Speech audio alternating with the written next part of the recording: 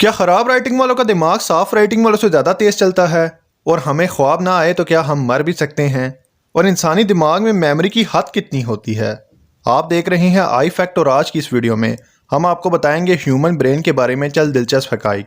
Number 1, out of सेन। Out of सेन इंसानी दिमाग के बारे में बहुत ही इंटरेस्टिंग फैक्ट है।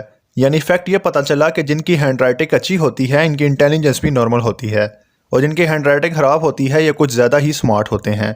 ये सुनने में अजीब लग रहा है लेकिन इसके पीछे की साइंस भी जान लें। क्योंकि जब आपका दिमाग आपके हाथ की स्पीड से ज़्यादा तेज़ चलता है तो दिमाग से हाथ तक जो सिग्नल कनेक्शन होता है वो ठीक से नहीं हो पाता, और इस वजह से आपकी हैंड राइटिंग ख़राब हो जाती है। आसान ज़ुबान में जिनका दिमाग बहुत तेज़ चलता है इनकी हैंड राइटिंग ख़राब होती है, क्योंकि बॉडी का हर हिस्सा आपस में मिलकर काम करता है, यानी स्नैक्ट होता है। लेकिन कुछ लोगों में दिमाग ज़्यादा तेज़ चलता है, ये एक एस्ट्रोनॉमिक फैक्ट है।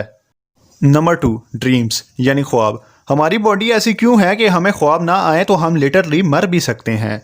जी हाँ, यहाँ तक कि ड्रीम्स आपके सर्वाइवल के लिए भी ज़रूरी होते हैं। जो लोग ये सोच रहे हैं कि उन्हें ख्वाब आते ही नहीं तो वो गलत सोच रहे हैं, क्योंकि आप जिंदा हैं तो आपको ख्वाब ज़रूर आते हैं, भले कम आते हों। एक रिसर्च से पता चला कि इंसान नींद से उठने के 5 मिनट के अंदर ही अपने ख्वाब को 90% भूल चुका होता है।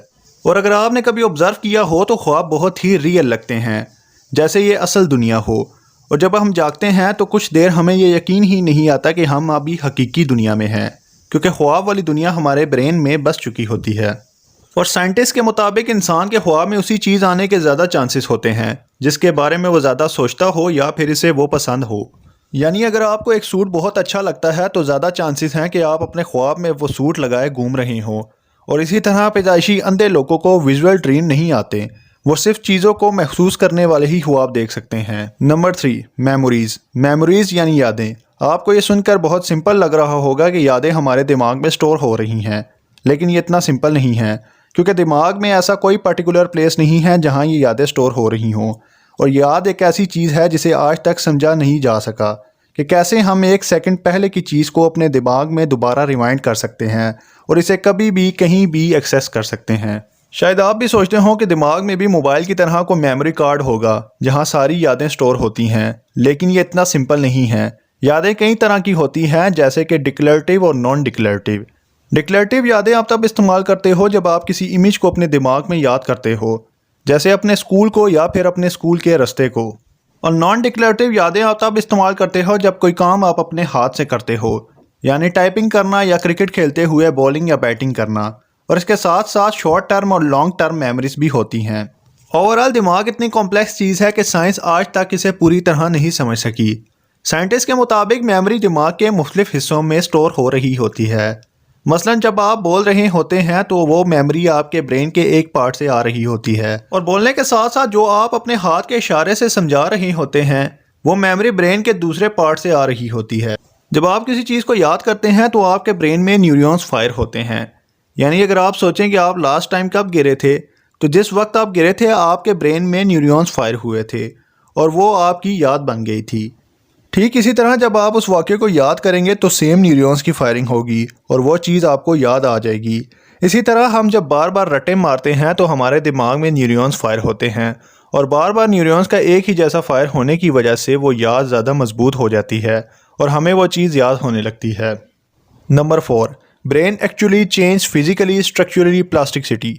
पहले के साइंटिस्ट ये मानते थे कि एक 18 साल के इंसान में ब्रेन का जो साइज़ है वो सारी ज़िंदगी इतना ही रहेगा। लेकिन जो जो मेडिकल साइंस तरक्की करती गई ये बात वाज़ह हुई कि इंसान का दिमाग इसकी जिस्मानी सरगर्मियों के साथ साथ बढ़ता या घटता रहता है। इसे स्ट्रक्चरल प्लास्टिसिटी कहते हैं। यानी अगर आप ज़्यादा नेगेटिव थिंकिंग रखते हैं तो आपके ब्रेन के वो पार्ट्स श्रिंक हो जाते हैं, और जो लोग ज़्यादा खुश रहते हैं इनके ब्रेन के वो पार्ट्स ज़्यादा एक्टिव और बड़े हो जाते हैं। इस फैक्ट से आपको पॉजिटिव थिंकिंग की वैल्यू का तो पता चल गया होगा, लिहाजा सिचुएशन कितनी भी बुरी हो हमेशा पॉजिटिव थिंकिंग रखनी चाहिए।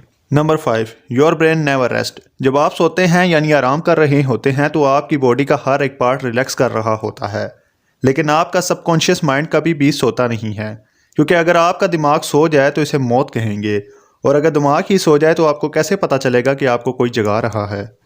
Number 6, Phantom limbs. Phantom limbs एक बहुत ही अलग सी चीज़ है। यानी जिन लोगों का पैदाइशी कोई हाथ पाँव नहीं होता या फिर किसी हादसे में कट जाता है तो दिमाग इस हिस्से की वहाँ होने की सेंसेशन देता रहता है, यानी इन लोगों को महसूस होता है कि बॉडी का पार्ट वहाँ मौजूद है।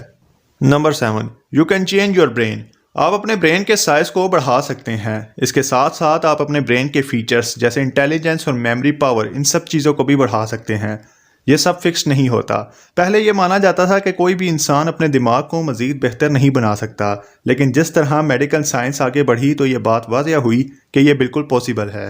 Number 8, practice makes a man perfect. इसलिए कोई ऐसी चीज़ जो आपको कम्प्लेक्स लगती हो, जैसे मैथ्स, प्रोग्रामिंग या कोई और सब्जेक्ट, अगर आप इसमें प्रैक्टिस करते रहोगे तो एक दिन ऐसा आएगा कि आप एक्सपर्ट बन जाओगे और पीछे मुड़कर देखोगे तो आपको यकीन ही नहीं आएगा कि आप इतने इंटेलिजेंट बन जाओगे। दिमाग एक ऐसी चीज़ है जो किसी भी उम्र में कुछ भी सीखने के काबिल होता है। नंबर 9, आजकल छोटे बच्चे स्मार्टफोन, लैपटॉप या कंप्यूटर से ज़्यादा खेलते हैं, लेकिन आप ये नहीं जानते कि कंप्यूटर देखने से बच्चों का दिमाग ज़्यादा इस्तेमाल नहीं होता, जिसकी वजह से इन बच्चों का दिमाग ज़्यादा डेवलप नहीं हो सकता। बच्चों को छोड़े कोई बड़ा शख्स भी इन चीज़ों को ज़्यादा इस्तेमाल करेगा तो इसके दिमाग में ट्यूमर होने का डर है। मैं ये नहीं कह रहा कि आप मोबाइल फ़ोन, टीवी, कंप्यूटर इस्तेमाल ना करें, लेकिन हर चीज़ की एक लिमिट होती है। नंबर 10, हम यही सोचते हैं कि इंसान जब बूढ़ा हो जाता है तो इसके साथ साथ इसका दिमाग भी बूढ़ा हो जाता है, लेकिन यह सच नहीं है, क्योंकि 24 साल की उम्र में दिमाग स्लो होने लगता है और उम्र के साथ साथ आपका दिमाग डेवलप हो जाता है और नई नई तकनीक सीखने लगता है। इतना नहीं, आपकी उम्र कितनी भी हो, आपका दिमाग चीज़ों को सीखने के लिए हर वक्त तैयार होता है। नंबर 11, क्या आप जानते हैं कि इंसानी दिमाग में 24 घंटों के अंदर 60,000 सोचें आती हैं और इनमें से 70% नेगेटिव थिंग्स होते हैं। इसीलिए कहते हैं कि हमारे दिमाग में थिंकिंग पावर या मेमोरी पावर की कोई कमी नहीं है, क्योंकि कभी आपके दिमाग ने आपको कहा है कि मेमोरी फुल हो गई है। नंबर 12, आप दुनिया को किस नज़र से देखते हो ये डिपेंड करता है कि आप किस तरह की मूवीज़ या टीवी शोज़ देखते हो। रिसर्च बताती है कि जो लोग क्राइम, डिटेक्टिव, इन्वेस्टिगेशन या इवन ज़्यादा न्यूज़ देखते हैं वो लोग दुनिया में होने वाले क्राइम को ओवर एस्टिमेट करते हैं और उन्हें लगता है कि दुनिया एक ख़तरनाक सी जगह है और वो एक विक्टिम है। जबकि जो लोग ज़्यादा कॉमेडी या फैंटेसी पर बेस्ड टीवी शोज़ या मूवीज़ देखते हैं वो दुनिया को ज़्यादा पॉजिटिव देखते हैं। ये साइकोलॉजी फैक्ट इस बात को कंफर्म करता है कि जो कुछ मीडिया हम डेली बेस्ड पर कंज्यूम करते हैं वो हमारे वर्ल्ड व्यू को पॉजिटिव या नेगेटिव अफेक्ट करने की ताकत रखता है। नंबर 13, यूजली हमें यह लगता है कि हम डिसीजन बहुत सोच समझकर और लॉजिकली लेते हैं, पर साइकोलॉजी बताती है कि हम अपने ज़्यादातर डिसीजन अनकॉन्शियस होकर लेते हैं। मसलन आप एक फ़ोन बाय करना चाहते हैं तो आप यही चाहेंगे कि वो फ़ोन आपकी सब नीड्स को पूरा करे, आपके बजट के अंदर हो और इसको मैन्युफैक्चर करने वाली कंपनी भी रिलायबल हो। पर इन सब फैक्टर्स के पीछे आपकी कुछ अनकॉन्शियस बायस्ड भी होगी जो आपको बताएंगी कि आप वही चीज़ खरीदो जो आजकल ट्रेंड में चल रही है, या फिर आप हमेशा से यही बोलते आए हो कि आपको छोटे फ़ोन पसंद हैं, तो आपका दिमाग आपको इसी स्टोरी के साथ कॉन्सिस्ट रहने के लिए कहेगा। अगर आपको आज की वीडियो अच्छी लगी है तो वीडियो को लाइक करें और चैनल सब्सक्राइब करना ना भूलें। मिलते हैं एक नई वीडियो में, तब तक के लिए अल्लाह हाफिज़।